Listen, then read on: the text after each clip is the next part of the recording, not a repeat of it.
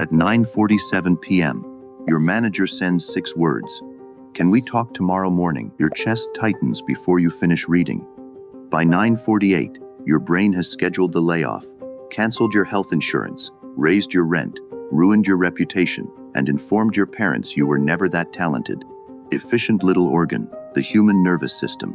0 facts, 4 disasters. You think that message is powerful because the manager knows something you do not. That is what it feels like in the moment. Like they hold a piece of information that could collapse your entire life with one sentence tomorrow. Here is what is actually happening. Your brain is bundling 5 separate losses into one person's judgment. Your paycheck, your insurance coverage, your professional identity, your future options, and your sense of worth, all arriving in the same text notification. Some of those are real. Your manager genuinely controls your assignment, your formal evaluation, and some of your continued employment. That lever is real, and pretending it does not exist is not protection. But look closely at what your fear added beyond the real lever. Your brain quietly attached your professional identity, every future job, your family's respect, and the right to trust your own memory. They are separate things that arrived as a single package only because adrenaline shrink wraps them together. So the question is not whether the manager has power. The question is which parts of what you feel are actually controlled by one meeting tomorrow, and which parts arrived because your own fear packed them in. The lever is real, but the bundle is larger than the lever, and the unbundling is your move to make. So here are the 2 questions that carry this episode. Why do normal rewards and threats fail to move certain people? And why can saying no, even courageously, still end terribly when the other side controls a cost you cannot survive? Now picture the version of you who reads the same 6 words and does not panic. You still care about your job. You still need the paycheck. But when the message arrives, you check what is actually known, decide what record to bring, and answer without emotionally auditioning for continued access. That calm does not come from acting cold. It comes from seeing the message for what it actually carries, rather than what your fear attached to it. The usual advice tells you to project confidence, set a boundary, or be willing to walk. Fine. But announced indifference is terrible armor. If you have to tell yourself you do not care, you obviously do. And a dramatic walk-away speech is not leverage when you have nowhere to walk to. The answer starts with a single distinction. Needing things does not make you weak. Everyone needs money, belonging, and some evidence that their work matters. The problem is concentration. Several different needs tied to one gatekeeper's judgment. When one manager's message feels like a verdict on your entire life, that manager does not need supernatural power. Your dependencies have already been bundled into one room for them. But you are someone who can acknowledge a gatekeeper's real power without letting one room define every room that follows. We have an old image of a reward that could not attach. The tradition says Alexander the Great came to Corinth after being chosen to lead the Greek campaign against Persia. Politicians and philosophers competed to congratulate him. Diogenes of Sinope stayed lying in the sun and did not move. So Alexander walked over, stood between the philosopher and the light, and asked what he wanted. Move out of my sunlight. Move out of my sunlight. Plutarch, writing centuries later, says Alexander admired the answer. There is no evidence Alexander felt fear. The scene is not an eyewitness transcript. It is a late philosophical anecdote that probably grew in the telling. But as an image of leverage, it works. Alexander offered access to a concentrated reward system, and Diogenes wanted something the offer could not improve. The transaction had nowhere to connect. Now the part that applies to your Tuesday morning. You do not need to live in a barrel to use this. But you can ask the Diogenes question today. Where does this person's offer or threat actually attach to me? Your manager probably controls your assignment and your evaluation. Do not minimize that. But your brain may have quietly attached your professional identity, every future job, your family's respect, and the right to trust your own memory. Those are separate things. They only arrive as a single package because adrenaline shrink wraps them together. This is why pretending not to care is such flimsy armor. It does not change the attachment, it just hides where the attachment sits. The person who says "I don't care" 3 times in a meeting is broadcasting exactly how much they care, and everyone hears it. The quieter move is this. Find one part of your life that this gatekeeper did not issue and cannot revoke. That is not indifference, it is architecture. Maybe you cannot separate all 5 threads today, but you can choose one. A single professional relationship outside the reporting chain. A private record of what you actually delivered. One skill no one in that room can take from you. The Diogenes move is not about becoming invulnerable. It is about noticing which connections are real and which you are supplying yourself. Diogenes makes a single reward fail by not valuing it. Clean image. Wrong strategy for most people. You cannot reject a paycheck by achieving philosophical detachment. You need something more practical. Fan Li gives the upgrade, with limits. The Shiji, Sima Qian's history compiled centuries after the events it describes, reports that Fan Li served King Gojian of Yu during the long war with the neighboring state of Wu. After Yu finally won, Fan Li asked to leave. Gojian offered him a share of the state if he remained and threatened punishment if he did not. Fan Li took portable valuables, gathered a small group of followers, boarded a boat, and departed. Notice the offer, a share of a state. That is real leverage, the same kind your manager uses when the reward is large and the alternative is unspecified. Fan Li did not call the bluff. He simply had something the offer could not touch. The same narrative says he changed his name, built substantial wealth near the coast of Qi, was invited into high office there, gave up the seal, distributed much of his wealth, moved again, and entered trade at Tao. Repeated departures, multiple forms of work and status. Each time, he had something portable. Here is the honest limit. We do not know what Fan Li was thinking. Later tradition polished the moves into a legend, but the pattern in the record is defensible. His usefulness traveled better than his title. He did not need to win the last negotiation because he could produce value somewhere else. That is what the record shows, whether he planned it. So the upgrade from Diogenes is this.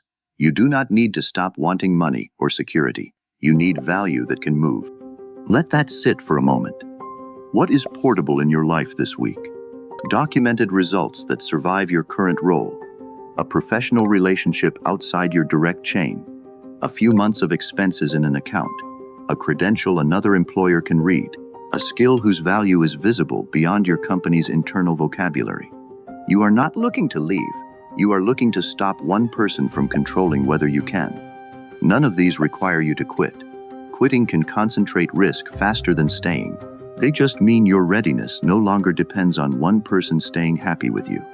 You can separate one dependency before the emergency arrives, not during it. Think about the colleague who is always told, "You are the only one who can save this." Sounds flattering at 2 p.m. by 4:55 on Friday. The compliment has become a demand for unpaid rescue work. Without a record, saying no gets rewritten as poor attitude. Without an outside relationship, one person defines your entire reputation. Without a buffer, one missed check becomes a crisis. Without a portable skill, leaving one bad room means entering a nearly identical room under a different logo. You are not someone who needs nobody. You are someone whose readiness no longer depends on one person's mood. That is the identity that changes how you read the message before you open it. The part that might surprise you. You already have something portable. You probably do not think of it that way, because your brain has been trained to see what you lack, not what can move. But the skill you learned at a previous job, the person who would take your call even if you changed companies, the savings you set aside for something else, those are already separated. You just have not named them as leverage yet. Separate one thing this week. Not after the next performance review. Not when you have more time. This week. Now the hard part. Because independence makes excellent internet content and terrible survival advice when the cost is imagined rather than survivable. You have probably caught yourself running the fantasy. What if I just told them what I really think, walked out, and let the chips fall? It feels good for about 4 seconds. Then you remember rent, insurance, your reputation in the industry, and the fact that the people giving that advice are not the ones who would co-sign your next lease. Thomas More was one of the most accomplished lawyers in Tudor England, a scholar, a writer, a diplomat, and eventually Henry VIII's Lord Chancellor. In 1532, as Henry's break with Rome accelerated, More resigned his chancellorship. In 1534, He refused the required succession oath because its preamble rejected papal authority. He tried to keep his reasons private. He was sent to the Tower of London, held for over a year, tried for treason on July 1st, 1535, and executed 5 days later. His refusal was genuinely courageous. It protected a line he would not cross. It did not make Henry negotiate. The crown controlled the law, the court, the prison, and the executioner. His silence did not remove any of those levers. A treason defendant in Tudor England had no copy of the indictment, no defense witnesses, and no counsel. This is the part the motivational speeches leave out. A principled no can be morally clear and strategically powerless at the same time. More's victory, if you call it one, was fidelity to belief, not personal safety, not bargaining power, not a successful exit. A bluff with no survivable alternative remains dependence dressed up as courage. If you say, "Go ahead, fire me," while losing that job would immediately take your housing, your insurance, your professional reputation, and your identity with it, your sentence has not distributed anything. You have simply volunteered the other side's next move. The goal is not to have nothing to lose. The goal is to stop one threat from spending everything you have at once. So before a refusal, price the cost honestly. Can you carry it? Who else will know what happened? What record survives? What advice, representation, or formal protection is available? In an unequal workplace, the first clean answer is often a neutral request for facts, not a confrontation. Which priority should move if this becomes urgent? What specific concern would you like me to address? Can you send that expectation in writing? Boring sentences, yes. Boring is underrated. Seatbelts have terrible personal brands too. If the stakes involve retaliation, discrimination, safety, or legal rights, do not turn the moment into a solo nerve test. Preserve the record and get qualified help. The goal is not to feel fearless for 30 seconds. It is to remain able to act after the answer lands. You are not fearless. You are someone who knows the real price of a no and has made one part of that price survivable. That is what the one-gatekeeper test measures. 4 questions, no jargon required. What does this gatekeeper actually control? Which separate needs have I tied to that one judgment? What record, relationship buffer, or portable skill can separate one?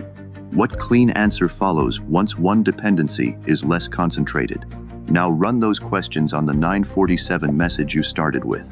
Your manager controls the meeting tomorrow and may influence your assignment and your evaluation. That is real. Do not pretend otherwise. But the message does not yet control the facts. It does not own the record of your work. It does not automatically speak for every future employer. And it does not deserve control of your self-worth simply because it interrupted your dinner. Maybe tonight you can only separate one thing. Open a private document and write down the non-confidential facts from the last quarter. Text one person outside the reporting chain, not to start a rumor, but to stop one room from becoming your entire reality. Look up what your actual cash runway would be, because a concrete number is usually less frightening than the anxiety fog that surrounds it. Identify one skill another employer could recognize in under a minute. Notice how ordinary each of those moves is. A record separates memory from one person's opinion. A relationship separates reputation from one reporting line. A buffer separates a bad week from an immediate surrender. A portable skill separates your earning ability from one company's vocabulary. None of those make the gatekeeper harmless. Each one simply gives a different part of your life somewhere else to stand. Then the clean answer gets shorter. Yes, what would you like me to prepare? No defensive autobiography, no midnight confession of worthiness. You gather the facts, preserve the message, and sleep before you decide what it means. That sleep matters. When you wake up, the message is still there, but the panic has had hours without fresh fuel. You open it and see what it actually says, not what your nervous system added at 9:47. A manager asking for a conversation, not a verdict, not a judgment on your entire existence. And you have already separated something, so you walk in with one hand free. No, I'm diamond finds dreams you need and secrets that powerful people want from someone who does not need them. Here is the narrow cash out. They do not need to feel fear. They may feel annoyed. They may feel nothing at all. But when a familiar reward or threat no longer controls your survival, identity, and alternatives at the same time. They have to recalculate. The vague promise may need real terms. The guilt may need an actual argument. The threat may cost more than they assumed. The person they expected to manage through reflex may need to be negotiated with. You will still need money. You will still care what happens. You will still want to be valued. The stronger identity is not someone who has eliminated need. It is someone whose whole life cannot be switched off from one person's opinion. That person does not walk around feeling nothing. They walk around knowing that whatever happens in that room tomorrow, not everything goes down with it. One dependency has been separated. That is all it takes to change the math. So when tomorrow's meeting starts, let the facts arrive before the panic writes the script. Ask what is actually being discussed. Check what the room controls. Notice what your fear added. Separate one dependency. Then give one clean answer. The message at 9:47 is still the same 6 words. They just no longer own the night. You walk into tomorrow with the real lever named, the invented losses set aside, and one dependency already separated. That is not nothing. That is the difference between a meeting that controls everything you have and a meeting that controls exactly what a meeting can control.